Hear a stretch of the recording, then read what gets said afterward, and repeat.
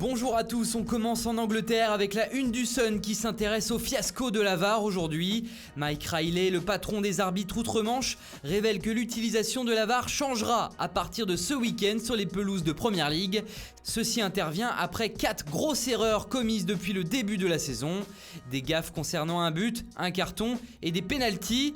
Introduit seulement depuis cette saison en Angleterre, la VAR connaît donc déjà son premier flop britannique. En Espagne, le journal Sport ne s'en remet pas. Ayant eu l'exclusivité de l'interview de Lionel Messi hier, la une du jour est consacrée à son impact mondial, selon le titre du quotidien sportif, qui reprend tout simplement les autres journaux de la presse étrangère, qui ont eux-mêmes repris les déclarations de cet entretien. Du côté barcelonais, les dirigeants seraient satisfaits des déclarations de la Pulga, estimant l'interview positive pour le club. En conséquence de celle-ci, le journal catalan L'Esportiu se réjouit de la volonté de Messi de rester au FC Barcelone.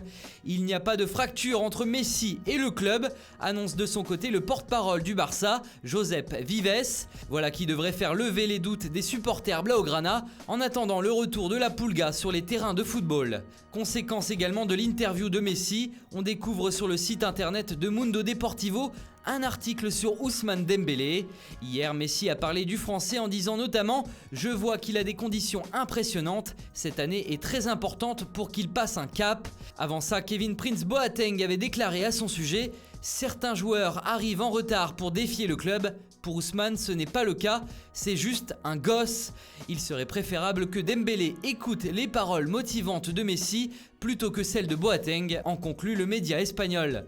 À la une de ce même média, version papier cette fois, on y voit Neymar et Mbappé, les deux stars parisiennes. Avec cette information, à Barcelone, l'idée d'enchérir pour le prodige français est actuellement en discussion, car il est plus jeune que Neymar, avec moins de risques de blessure, et son transfert ne générerait pas de division au sein du club et chez les supporters, contrairement au recrutement controversé du Brésilien. Et puis la transition est toute trouvée puisque c'est l'événement du week-end, la présence ou non de Neymar au Parc des Princes demain contre Strasbourg.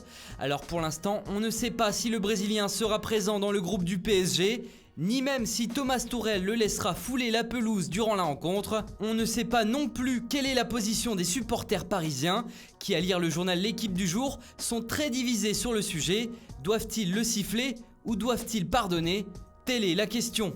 En Italie, pour terminer, Kalidou Koulibaly continue son combat contre le racisme. Aujourd'hui, à la une du Corriere dello Sport, le Sénégalais explique qu'il faudrait prendre exemple sur l'Angleterre vis-à-vis du racisme en Italie.